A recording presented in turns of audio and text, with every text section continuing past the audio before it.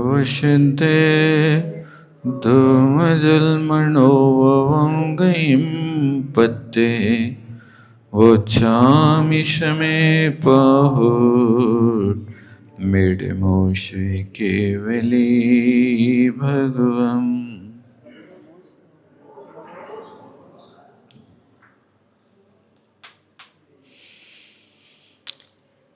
यहाँ पर आचार्य महाराज ने गाथा 317 नंबर में इस बात का उल्लेख किया कि जो अभव्य होता है वो अपनी प्रकृति का त्याग नहीं करता है। यहाँ अभव्य का अर्थ जो जीव वर्तमान में मिथ्यात्व रागादि परिणाम को त्यागने के योग्य नहीं है। आचार्य कुंद महाराज का अभव्य पारिणामिक भाव वाला अभव्य नहीं लेना।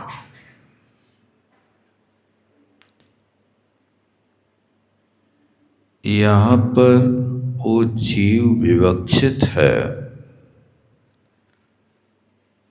कि जो जीव वर्तमान में निश्चय रत्नत्रय को धारण नहीं कर पा रहा है वो जीव अभव्य नाम से कहा जा रहा है। कभी कभी उपमाएं देकर के व्यक्ति को अपने स्वरूप का भान कराते हैं।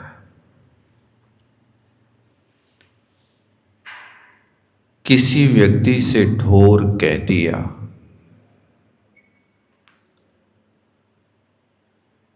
तो आपको अपनी बुद्धि से लगाना है कि ढोर तो उसे कहते हैं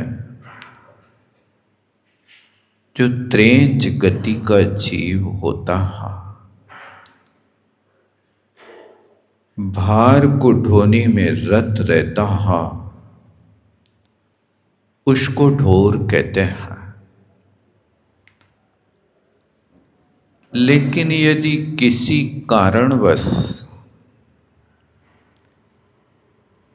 मजाक में या गाली में किसी व्यक्ति को ढोर कह दिया तो उसको आप पशु मत समझना। उसको ढोर कह करके उसको एहसास कराना चाहते हैं कि ऐसी क्रिया तो पशु करते हैं, ज्ञानी करते हैं। तुम समझदार होकर के भी तुम ढोर कैसे बन गए? ताकि आगे कालांतर में वो ऐसे कोई गलत कार्य ना करे। तो जैसे यहाँ ढोर मनुष्य को कहा जा रहा है लेकिन वो त्रेंच गति का जीव नहीं है, इसी तरह यहाँ पर आचार्य महाराज अभव्य कह रहे हैं लेकिन उसको आप पारिणामिक भाव में होने वाले अभव्य को नहीं पकड़ना। यहाँ उस अभव्य को विवक्षित करना कि जो जीव रत्नत्रय को नहीं धारण कर पा रहा है और रत्नत्रय के अभाव में मिथ्यात्व और रागादि परिणाम रूप अपनी प्रकृति का त्याग नहीं कर पा रहा, वही जीव जब मिथ्यात्व प्रकृति का त्याग कर दे, रागादि परिणति का त्याग कर दे, तो मिथ्यात्व प्रकृति के त्याग करने से सम्यक दृष्टि होगा और रागादि परिणति का त्याग करने से चारित्र संपन्न होगा। ये विवक्षा मुख्य रूप से यहाँ कही जा रही है। इस बात को जयसेन महाराज ने स्पष्ट किया है। पृष्ठ नंबर 404 गाथा नंबर के साथ में तीसरी लाइन जयसेन स्वामी की देखें। ये लिखते हैं कि यथा पन्नगाहा सर्पा शर्करा शैतम दुग्धम पिबन्तः अपि निर्विषा न भवन्ति। जैसे पन्नगाः सर्पा सांप शर्करा सहितम दुग्धम पिबन्तः शक्कर से मिश्रित अमृत तुल्य दुग्ध को पीता हुआ निर्विष नहीं होता। तथापि उसी प्रकार अज्ञानी जीव भी मिथ्यात् रागादि रूप कर्म प्रकृति उदय स्वभावम न मुंचति।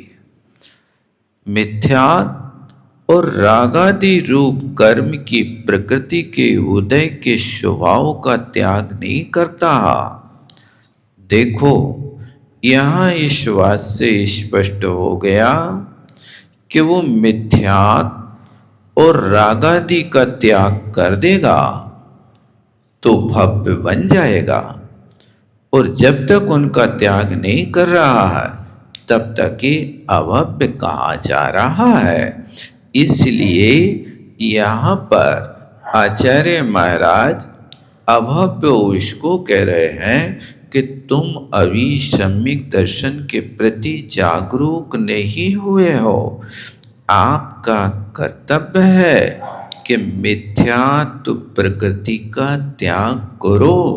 मिथ्यात्व प्रकृति कर्म के वंश की प्रकृति है, और इस मिथ्यात्व प्रकृति के कारण ही अनादि काल से जीव इस संसार में परिभ्रमण कर रहा है। मिथ्यात्व प्रकृति का स्वभाव है कि वो हमेशा विपरीत श्रद्धान पैदा करता है। जहाँ दर्शन मोहिनी का उदय होता है, वहाँ दर्शन मोहिनी कर्म के उदय में व्यक्ति की ऐसी दशा होती है कि जैसे पित्त ज्वर वाले व्यक्ति के लिए मीठा दूध कड़वा लगता है, इसी तरह मिथ्या दृष्टि जीव के लिए जिनेंद्र भगवान की वाणी रुचिकर नहीं लगती है। कहा भी जाता लोक में, मिथ्या दृष्टि जीव को जिन वाणी न सुहाए, के ऊँघे के लड़ पड़े के उठ घर को जाए।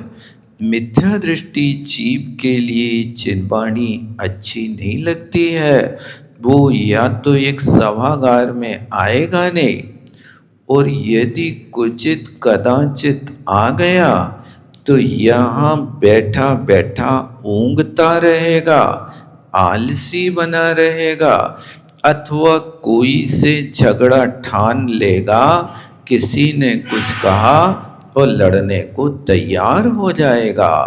इसलिए ये कारण अपनाएगा, और फिर तुम मुझे सुनने नहीं दे रहे जिनवाणी, इसलिए मैं अब घर चला जाता हूँ। इस तरह से मिथ्या दृष्टि जीव के साथ घटित होता, तो ये उसका दोष नहीं, ये मिथ्यात्व कर्म का दोष है। जिस मिथ्यात्व कर्म के कारण जीव ऐसा विपरीत श्रद्धानी बन जाता है। अपन को भी अपने साथ इस बात का निर्णय करना चाहिए कि जिनेंद्र भगवान की वाणी अपन को कितनी अच्छी लगती है। आप कहो बहुत अच्छी लगती है, तो मैं पूछता हूँ कि सुनने में अच्छी लगती है कि श्रद्धान में अच्छी लगती है? सुनना बात अलग है। सुनना तो एक कर्ण इंद्री का विषय हो गया। उस कर्ण इंद्री के विषय को आप पूर्ण कर रहे हो, सुनना अच्छा लग रहा है। लेकिन अच्छी बात तो तब है कि जिनेंद्र भगवान की वाणी पर श्रद्धान हो जाए। जो भगवान ने कहा है वो बिल्कुल सत्य है, और जो भगवान ने कहा उसको सत्य मान करके उस रास्ते पर चलना। आप अंधेरी रात में चल रहे हैं, आपके हाथ में टार्च है और टार्च का प्रकाश आपकी आंखों के सामने है, लेकिन आप उस टार्च के प्रकाश से यदि विपरीत दिशा में जावें तो पक्का है कि आपको प्रकाश का ग्रहण करने का सच्चा श्रद्धा नहीं है। जिस दिशा में प्रकाश है, जिस दिशा में नेत्र हैं, उस दिशा में यदि कदम बढ़ाते हैं तब तो आप मंजिल पा सकते हैं। यदि प्रकाश पूर्व दिशा की ओर हो और मंजिल पश्चिम दिशा की ओर हो तो मंजिल पश्चिम में है, पूर्व दिशा में प्रकाश भी है, लेकिन कदम भी पश्चिम में बढ़ रहे हैं, तो विपरीत दिशा में कदम बढ़ाते हुए कभी मंजिल को नहीं पा सकते हो। इसी तरह कुंद कुंद स्वामी कह रहे कि तुमने शास्त्रों का अध्ययन कर लिया, शास्त्रों का प्रकाश तो मिल गया, लेकिन तुम्हारा प्रकाश सामने होते हुए कदम बढ़ाते हुए वो विपरीत दिशा में चल रहे। तो विपरीत दिशा में चलने वालों को कभी मोक्ष मार्ग नहीं मिलता।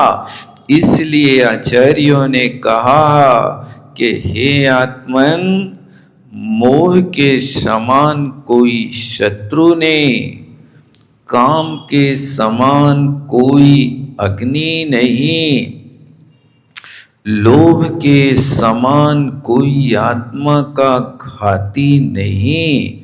इसलिए आप इनका समन करो। काम दहन, मन वश करन और कामना त्याग, गगन चढ़े ते भी कठिन, राग भाव का त्याग। देखो यहाँ आचार्य भगवान लिखते हैं कि काम दहन, काम का नाश करना और मन को वश में करना और कामनाओं का त्याग करना, इन चीजों का त्याग इतना कठिन है जितना कठिन आकाश में चढ़ना है। आकाश पे तो फिर भी आप चढ़ सकते हो हवाई जहाज के माध्यम से, लेकिन आप बिना शक्ति के आप आकाश नहीं चढ़ सकते हो। शक्ति हो तो विद्याओं की शक्ति हो अथवा इसके अलावा स्वयं की शक्ति हो तो आकाश चढ़ सकते हो, अन्यथा नहीं चढ़ सकते।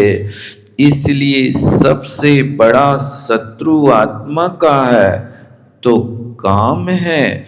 इसलिए व्यक्ति के लिए जितनी भी आकुलताएं होती हैं वो वासना के वशीभूत होती हैं।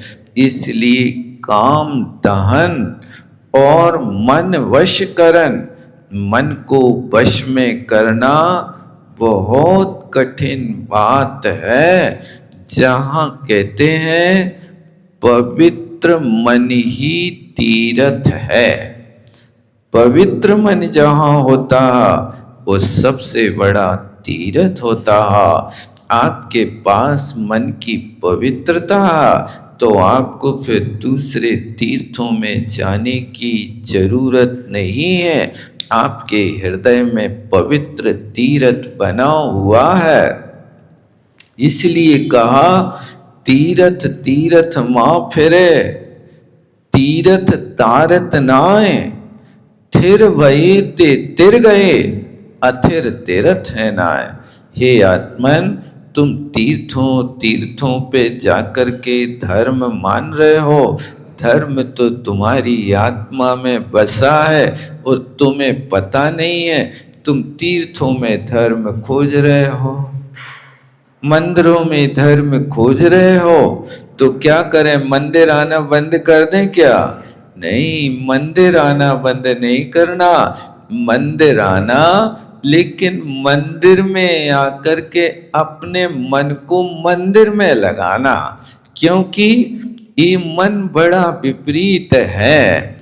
घर में रहेगा तो मंदिर के लिए आकुलता करेगा और मंदिर में आएगा तो घर जाने की आकुलता करेगा। लेकिन आप लोग जब मंदिर आए तो खाली मन से आए, उत्साह के साथ आए।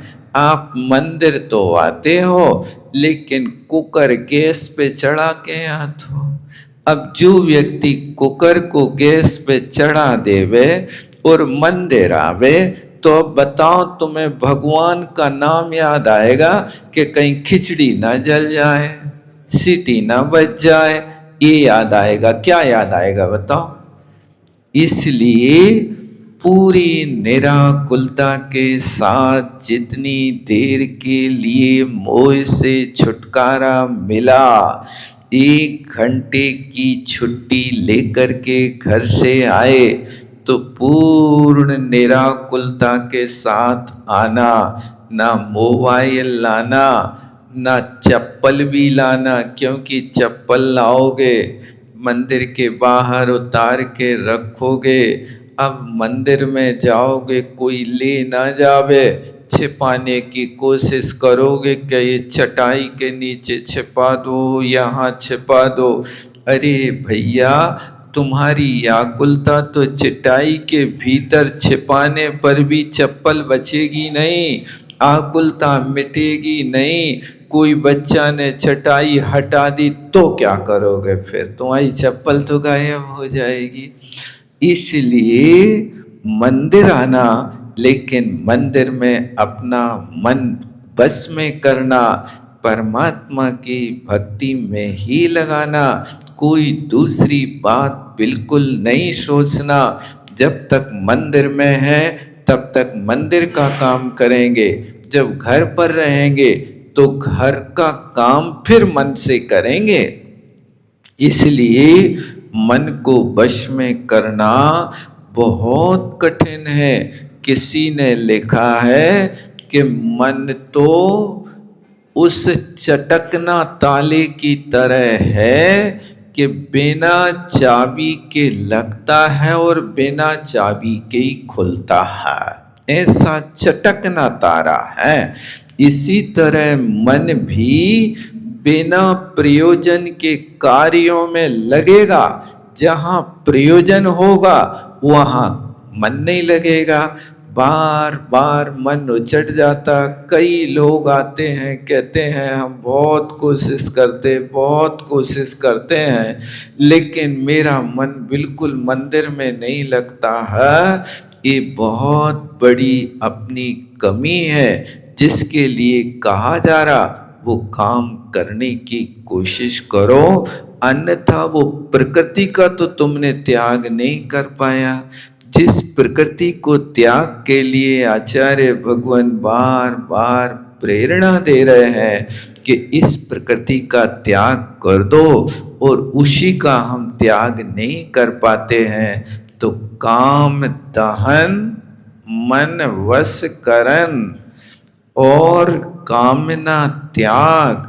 तीसरी बात है कि इच्छाओं का त्याग करना बहुत कठिन है, जबकि जैन आगम में कहा इच्छा निरोधास तपा, इच्छा का निरोध करना तप है।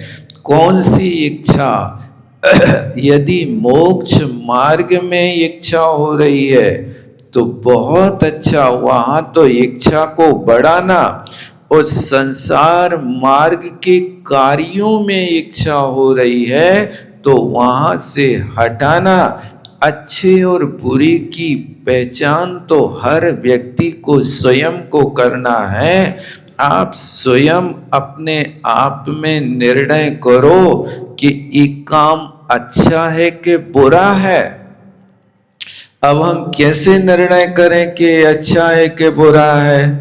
तो ये एक मोटा परिचय ले लो कि जिस काम के करने में हृदय की धड़कनें बढ़े, जिस काम को करने में हाथ कांपे, जिस काम को करने में दूसरों सी आंखें छिपाने पड़े, जिस काम को करने पर दरवाजा बंद करना पड़े, ऐसे काम से बचने की कोशिश करो। ये सब बुरे काम हैं।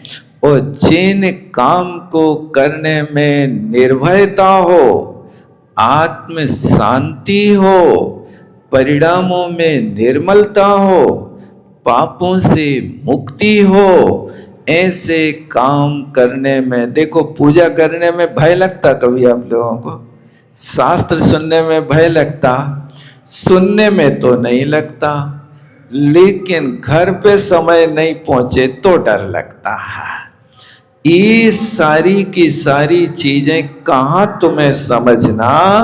इसलिए जो संसार वर्धक कामनाएं हैं, उन कामनाओं का त्याग करना है। और यहां तक कहा कि राग भाव का त्याग और कठिन है। इसलिए दौलत राम जी ने 6 ढाला के अंत में लिखा, यह राग आग दहे सदा, ताते समामृत से ये राग की आग हमेशा जल रही है। इसलिए हे आत्मा, समता रूपी अमृत का पान करो। ये राग की भट्टी से बाहर निकलने की कोशिश करो और राग को त्याग कर आत्म राग में तल्लीनता प्राप्त करो। इस प्रकार से यहाँ कहा कि जो मिथ्यात्व रागादि रूप कर्म प्रकृति के उदय का स्वभाव का त्याग नहीं कर रहा है। मिथ्यात्व का उदय है तो मिथ्यात्व के उदय में समझना कि जब आपको वीतरागी देव के प्रति आस्था ना बने, गुरुओं के प्रति आस्था ना बने, शास्त्र श्रवण के लिए अपन उत्साहित ना होवे, शास्त्रों की बात की धारणा ना करें, तब समझना कि अपना घोर मिथ्यात्व कर्म का उदय चल रहा है। इसी मिथ्यात्व ने आज तक हमें दुख के सागर में डुबोया है। अब हे भगवान, अपने पूरे जीवन भर की साधना और शक्ति लगा करके यदि मिथ्या से छुटकारा पा लिया तो तुमने बहुत बड़ी वीरता का काम कर लिया। बस रुचिकर लगे तो अपन को अपने वीतरागी परमात्मा की ही रुचि होवे। रुचि बने तो अपने जिनेंद्र भगवान के द्वारा कहा हुआ प्रथमम कर्णम चरणम द्रव्यम नमः, ये चारों अनुयोगों के प्रति रुचि अच्छी मजबूत होवे। किसी एक अनुयोग को भी मानते हो आप, उस शेष के लिए आप नहीं मानते हो, तो तो भी सम्यक दृष्टि नहीं हो सकते हो। देखो, आपकी गाड़ी 4 चक्कों से चलती है। यदि गाड़ी का एक चक्का खराब हो जाए तो गाड़ी चलेगी कि नहीं चलेगी? 3 चक्कों से आज तक गाड़ी नहीं चलती, चली ही नहीं। 4 चक्कों से जैसे गाड़ी चलती है और आप अपनी यात्रा पूरी कर लेते हो, इसी तरह मोक्ष मार्ग भी 4 चक्कों रूपी 4 अनुयोगों से चलता है। आप यदि एक अनुयोग के श्रद्धानी हो और दूसरे अनुयोग पे आपकी श्रद्धा नहीं है, मुझे तो सिर्फ आत्मा की बात अच्छी लगती है, बहुत अच्छा, आत्मा की बात तो अच्छी लगना चाहिए, लेकिन आत्मा की प्राप्ति का उपाय तुम्हें कहाँ मिलेगा? आप अध्यात्म के क्षेत्र में इतना तो सीख लेंगे कि मेरी आत्मा शुद्ध है, बुद्ध है, नित्य है, निरंजन है, निराकार है। इतने सीखने से तुम कभी आत्म साधना योगी नहीं बनोगे। ये सीखो कि जब तुम्हारी आत्मा ऐसी शुद्ध निरंजन निराकार है तो वो क्या अभी इस अवस्था में है कि इस अवस्था को त्याग करके जब सिद्ध बनेंगे तब ऐसी आत्मा बनेगी? बताओ कब होगा? आपका आत्मा शुद्ध बुद्ध है तो आज है क्या तुम्हारी आत्मा शुद्ध बुद्ध? आज तो अशुद्धि है, आज तो आत्मा बुद्धू है, आज तो आत्मा इतना भी नहीं जान पा रही है, इतना भी ज्ञान नहीं है कि आपके पीछे कौन बैठा है बता दो। केवल ज्ञानी तो लोक अलोक की बात जान रहा है, लेकिन आप पीछे मुड़ करके देखेंगे तब बता पाएंगे कि हमारे पीछे ये महानुभाव बैठे हैं। यानी इतना भी ज्ञान नहीं है तुम्हें कि तुम्हारे पीछे कौन बैठा, तो तुम ज्ञानी कैसे बने? ज्ञानी तो वो होता है कि जो तीनों लोगों की बात हाथ पर रखे आंवले की तरह जानता है। वो छाये ज्ञान है। अपने पास जो ज्ञान इंद्रिय ज्ञान है, और इंद्रिय ज्ञान को सीमा ज्ञान कहते हैं। इंद्रियों के माध्यम से आप एक सीमित विषय जान सकते हो, असीमित विषय नहीं जान सकते हो। इसलिए तुमने समय सार पढ़ करके यदि सीख लिया कि आत्मा शुद्ध बुद्ध है, तो उस शुद्ध बुद्ध बनाने का उपाय कहां से सीखोगे? आपने सीख लिया कि रोटी खाने से पेट भरता है, लेकिन रोटी खाने से पेट भरता है तो रोटी बनाई कैसे जाती है, पहले इसको भी तो सीखो आप। अब रोटी बनाई कैसे जाती है, तो क्या हाथों पे थपकी दे करके आटे को आप रोटी बना लेंगे? पहले आटा भी तो मारना पड़ता है। आटा मारने के लिए भी तो परात की जरूरत है, आटा मारने के लिए पानी की जरूरत है, आटा मारने के लिए महिला की जरूरत है, और आटा मार करके कैसा मारना आटा, इसका भी तो विवेक होना चाहिए। यदि वो विवेक नहीं है और आटे में पानी मिला दो रोटी बना लो, क्या आटे में पानी मिलाना सहज है भैया? आटे में पानी उतनी मात्रा में मिलाना कि जिस मात्रा में वो आटा रोटी बनने लायक हो जाए। आटा ऐसा ना हो जाए कि वो आटा आपने पानी इतनी मात्रा में मिला दिया कि वो सतुआ बन गए। अब सतुआ की रोटी कैसे बनाओगे? अब सतुआ को यदि तुमने बना लिया, इतना पानी डाल दिया, तो उसकी लपसी तो बना सकते हो तुम। अब लपसी बनाओगे तो लपसी बनाने के लिए फिर और भी साधन चाहिए, फिर आपको बूरा चाहिए और क्या क्या मिलाना पड़ता है लपसी में, वो चीजें और खोजना पड़ेंगी। तो ये रोटी खाना सहज है, लेकिन रोटी बनाना कठिन है। इसी तरह शुद्ध आत्मा की बात सुनना सरल है, लेकिन आत्मा को शुद्ध बनाना बहुत कठिन है। ऐसा नहीं है कि आपके सिर पे जिह्वा हिलाने से और आत्मा शुद्ध हो गई। नहीं, उसके तरीके अपनाओ।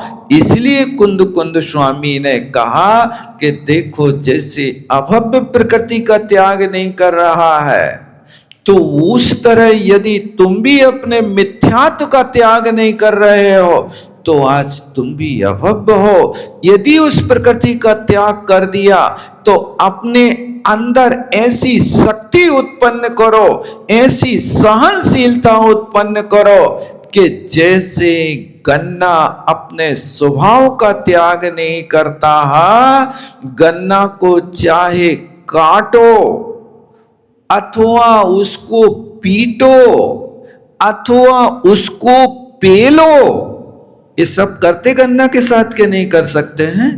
अरे भैया, गन्ना को रस निकालने के पहले छीलते हैं, पेनी चाकू से उसके छिलके को उतारते हैं, और फिर छिलका निकल जाए तो टुकड़े टुकड़े करते हैं, और टुकड़े टुकड़े करने के बाद फिर उसके लिए वो चरखी में पेलने के पहले वहां किनारे पे रख करके मुगरिया से उसके मुख को पीटता है।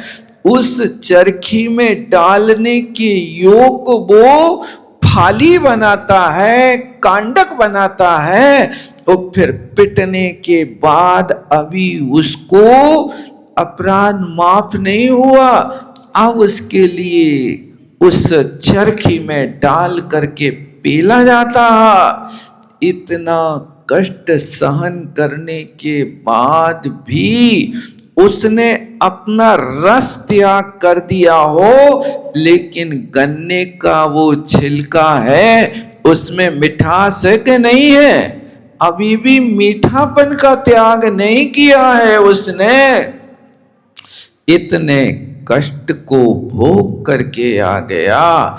इसी तरह अपना स्वभाव तो क्या है? सज्जन होना ही अपना स्वभाव है, और सज्जन का परिचय दया से है, सज्जन का परिचय करुणा से है, सज्जन का परिचय अच्छी आदतों से है। अच्छी आदतें सिर्फ प्रशंसा पाने के लिए नहीं करना कि लोग कहेंगे कि ये बहुत अच्छे हैं, बहुत अच्छे स्वभाव के हैं, इतना कहने की लोलुपता नहीं रखना। प्रशंसकों से अपने आप को मत आंकना, अपने अंदर में झांकना कि वास्तव में हमारे अंदर जो भगवान ने कहा, जिस रास्ते से भगवान चले वो हमारे अंदर गुण है कि नहीं, तो प्रकृति का त्याग हो सकता है, अन्यथा नहीं हो सकता। अब इसके आगे की गाथा कहते हैं, ज्ञानी तू अवेद का एव इति नियम्यते। गाथा नंबर 318 पर अपन चलते हैं। अभी तो अज्ञानी की बात कही थी, देखो अभव्य की बात कही थी, अब अभव्य से भव्य की बात नहीं कह रहे।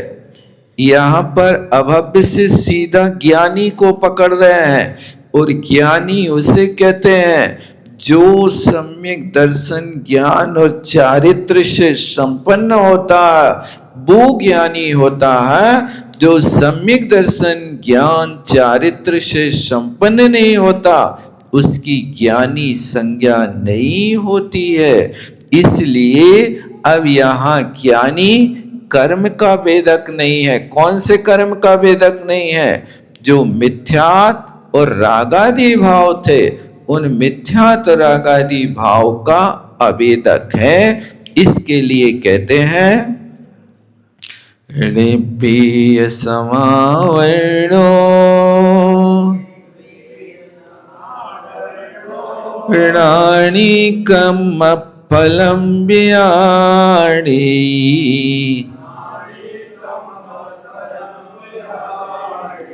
महुरं कर्णं बहुव्य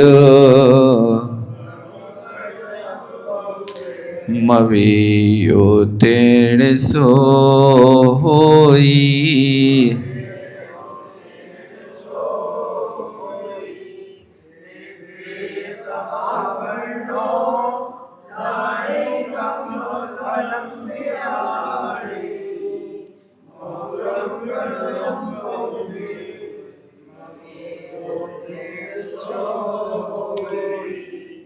कहते हैं रानी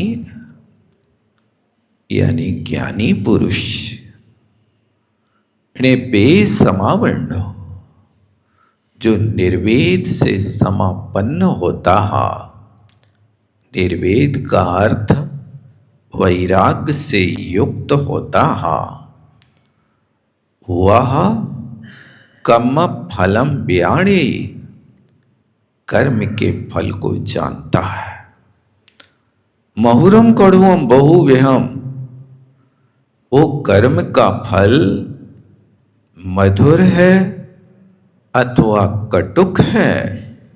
ऐसे अनेक प्रकार के कर्म के फल को जानता है, लेकिन तीर्ण सोना हुई अवयव उस कर्म का वो वेदक नहीं होता है। यानी कर्म भी मधुर और कटुक होता है।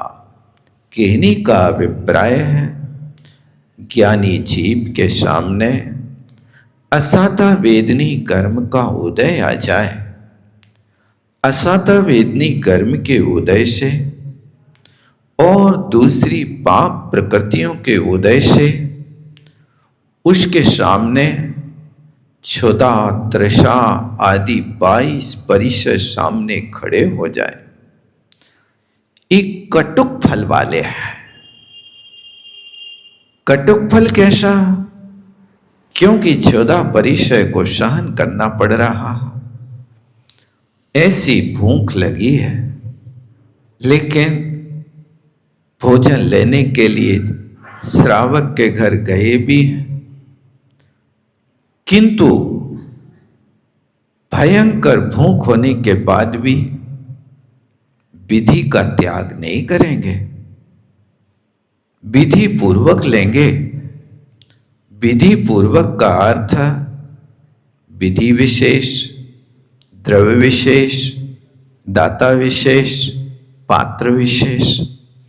नवधा भक्ति कोई करे तो विधि विशेष है। अब नवधा भक्ति ना करे और कोई माल पुआ बना करके घर में रखे और कहे महाराज हमारे घर आ जाओ रोटी खा लो, तो कभी वे भोजन नहीं कर सकता है। तो ये विधि विशेष है, द्रव्य विशेष है। वही द्रव्य लेंगे जो द्रव्य मूलाचार में कहा है।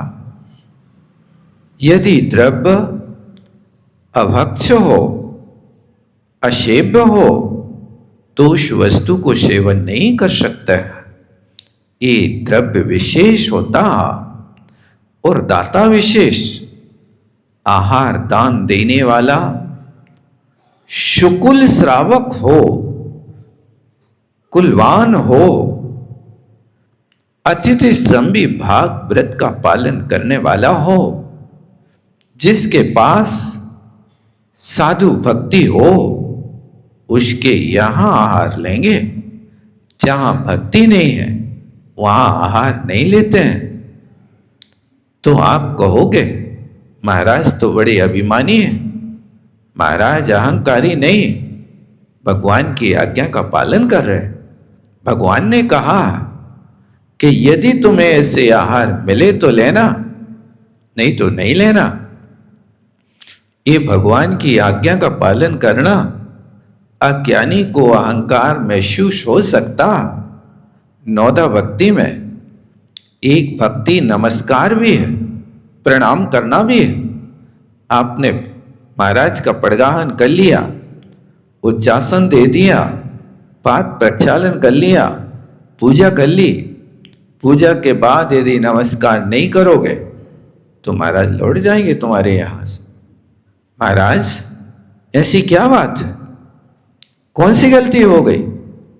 गलती तो यही हो गई कि आपने नमस्कार नहीं किया। तो नमस्कार कितनी बार तो कर लिया, जब बुलाया था तभी हमने एडवांस में कह दिया नमोस्तु नमोस्तु नमोस्तु। कितनी बार कहलाना चाहते हो?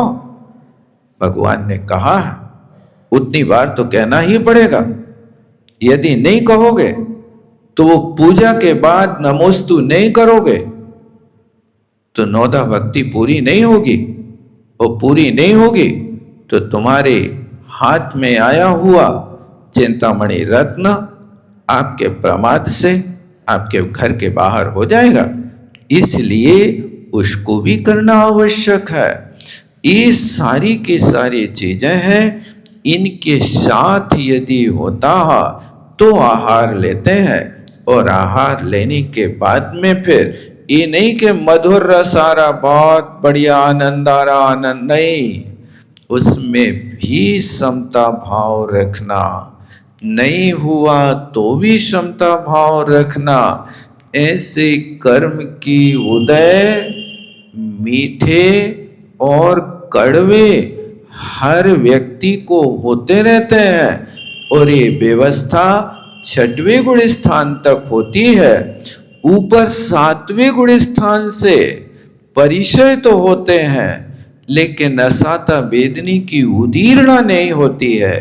असाता वेदनी की उदीर्णा ना होने के कारण अधिक कष्ट का अनुभव नहीं होता है। उदय तो होता है, लेकिन उदय होने के साथ में उदीर्णा नहीं होती, इसलिए उदीर्णा में तीव्रता होती है, उदय में समानता होती है। तो वहां पर 6ठे गुण स्थान तक ये दोनों प्रकार के कर्म के उदय कटुक और मधुर होते हैं। यहां तक वेदन होता है, ज्ञान होता है, लेकिन 7वें गुण स्थान से वहां जानते हैं, लेकिन वहां पर क्या हो रहा है इसका उनके लिए वेदन नहीं होता, इसलिए उनको ज्ञानी कहा और वे ही अवेदक माने जाते हैं। इस तरह से यहाँ पर आप समझना कि ये कर्म के उदय हमेशा व्यक्ति के पास कटुक और मधुर आप पढ़ते हो, सब दिन जाए न एक समाना। हर किसी व्यक्ति के एक जैसे सब दिन नहीं जाते हैं। सप्ताह में 7 दिन होते हैं, तो 4 दिन तो आपके आनंद से बीत सकते हैं, 3 दिन आपके लिए कोई ना कोई आकुलता होगी ही होगी, क्योंकि ये कर्म का उदय है। इस कर्म के उदय में आप इस तरह से छोड़ नहीं सकते।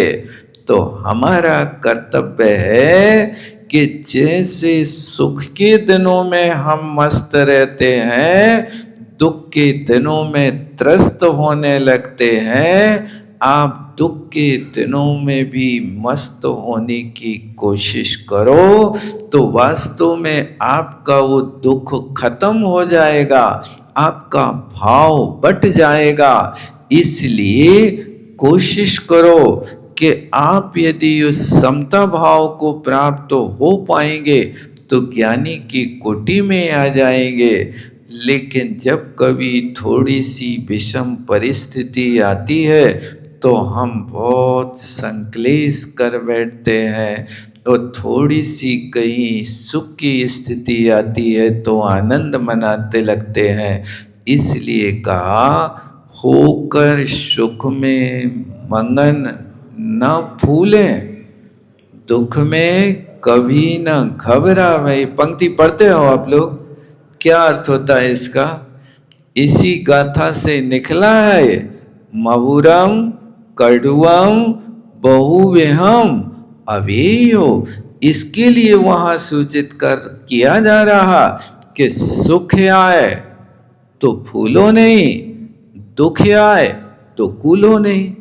यदि सुख में तुम आनंद मनाते हो, ढोल मनाते हो, तो दुख में भी थोड़े समता परिणाम बना करके रखो, तब तो आपके साथ ही गाथा युक्त होगी, अन्यथा तो कोई भी परिवर्तन होने वाला नहीं है। इसलिए निब्बे समावर्णो ये शब्द दिया, देखो जो ज्ञानी है वो निर्वेद होता। निर्वेद का अर्थ क्या है? नितराम वेत्ति वस्तु स्वरूपम इति निर्वेदा। जिसने वस्तु स्वरूप को अच्छी तरह से समझ लिया है, उस वस्तु में या उसके लिए कहीं भी कोई ना समझी नहीं है, वो निर्वेद कहलाता है। इसी तरह यहाँ पर भी वस्तु स्वरूप समझ लिया। आप परिवार के साथ रह रहे हैं, ये परिवार का संयोग कैसा है? नदी नाव संयोग को समझो। अपन परिवार में 10 लोग रह रहे हैं। यहाँ तो माता पिता भाई बहन पति पत्नी का रिश्ता है।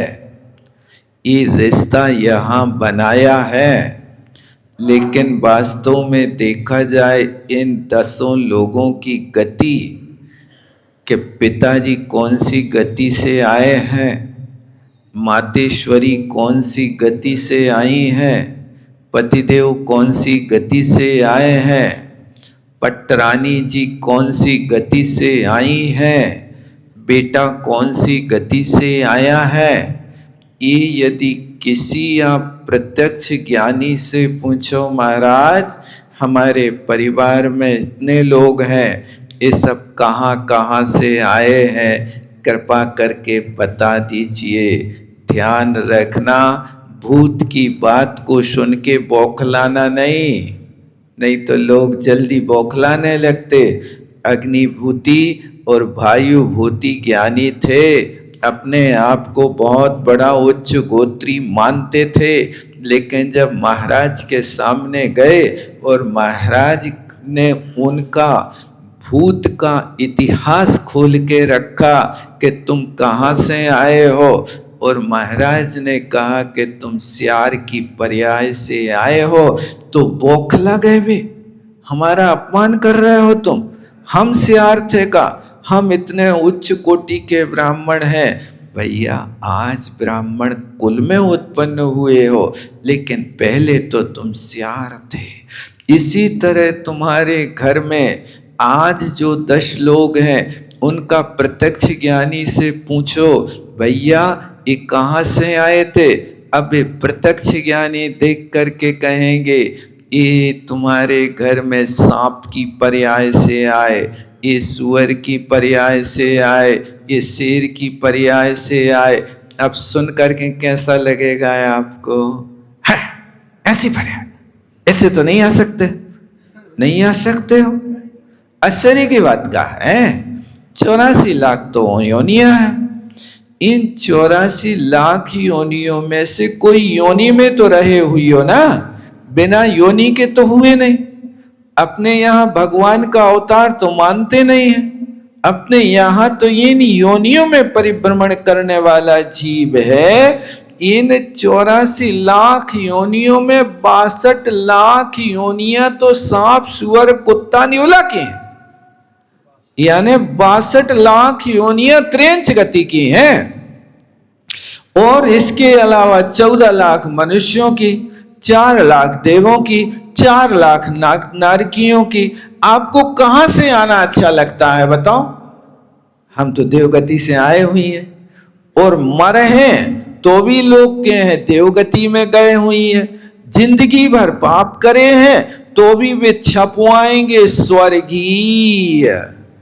विश्वास है स्वर्गीय भय हुई है वे। अरे स्वर्गीय तो वो हुआ था जिसने पूजा के भाव भगवान महावीर का समो शरण विपलाचल पर्वत पर आया है। ऐसे कान में शब्द पड़े, इस शब्द को सुनते ही प्रमोद में पागल हो गया। धन्य है भगवान पधारे, भगवान पधारे। ऐसे प्रमोद में जो पागल हो जाता है वो व्यक्ति मर के स्वर्गीय होता है। और जिसके घर में समोसरण लगा रहे और वो सुख की नींद सोता रहे, जिंदगी भर शराब पीता रहे, जिंदगी भर परिस्त्री सेवन के भाव बनाता रहे, जिंदगी भर चोरी चमारी करते रहे, जिंदगी भर शोषण करता रहे, जिंदगी भर संकलेश के परिणाम करता रहे, मरने के बाद लिख रहे स्वर्गीय फलाने चंद ठिकाने चंद। कोई नहीं लिखता अपने पत्र में कि नारकी चंद। विश्वास है कि नारकी नहीं भाई हुई है। कोई नहीं लिखता कि वे सुअर चंद बने हुई है। वहां बन तो सकते हैं, नहीं। ये आप भूत और भविष्य के विषय में इतिहास सुनोगे तो रोंगटे खड़े हो जाएंगे। ऐसी ऐसी गतियों के दुख भोग करके आए और यहाँ थोड़ी सी प्रतिकूलता होती है तो हम किस तरह से कष्ट में पड़ जाते हैं। इन सब चीजों पर विचार करना ये ज्ञानी के लिए अब कहा जा रहा है। अभी अभव्य की बात थी, अब ज्ञानी की बात है, तो हमें ज्ञानी बनना है। तो यही तो वस्तु स्वरूप समझना है कि वर्तमान की पर्याय तुम्हें साफ सुथरी दिख रही है, भूत का कुछ नहीं दिख रहा, कहाँ से आए और भविष्य में कहाँ जाएंगे। ये कोई ज्योतिषी से मत पूछना, उसके बस की बात नहीं है। ज्योतिषी हाथ रेखा बताएगा, लेकिन हाथ रेखाओं की उम्र 7 वर्ष से ज्यादा नहीं होती है। तुम्हें 70 वर्ष तक जीना है। उस तुम्हारी भाग्य रेखा पर, ज्ञान रेखा पर, गुरु पर्वत पर कौन सी रेखा कब किस समय उभर जाए, ये भरोसा मत करना। रेखाओं पर भरोसा नहीं करना, ये तो बनती बिगड़ती रहती हैं। भाग्य तो तुम्हारे भावों से बनेगा, तुम जैसा भाव करोगे वैसा होगा। इन रेखाओं पर विश्वास नहीं करना, नहीं तो आप सोचो कि रेखाओं से भाग्य बनता है, तो जिनके हाथ ही नहीं है उनकी रेखा का उनका भाग्य होगा कि नहीं होगा। बिना हाथ वालों के भी तो भाग्य होते हैं भाई साहब। इसलिए आप सब कुछ इसको नहीं, सब कुछ अपने परिणाम को मानना, ज्ञानी बनने की कोशिश करना, और जो हे है उस वस्तु के प्रति उपेक्षा रखना। यदि त्याग नहीं कर पा रहे हो तो घर में रहते हुए बार बार भावना बना, हे परमात्मा कब धन्य सु अवसर पाऊं, जब निज में ही रम जाऊं, रागादिक भाव मिटाऊं, कर्तादिक भाव मिटाऊं। हे परमात्मा ऐसी परिणति हमारी कब होगी। इस प्रकार से बार बार विचार करना समय हो रहा है। जावाणी के ज्ञान शो सोवाणी मस्तक धरूं सदा दे। हे जिनवाणी भारती माँ तो जपोंद रैन, जो तेरो शरणागत है सो पावे सुख चैन। देव भजो अरहंत को गुरु सेवो।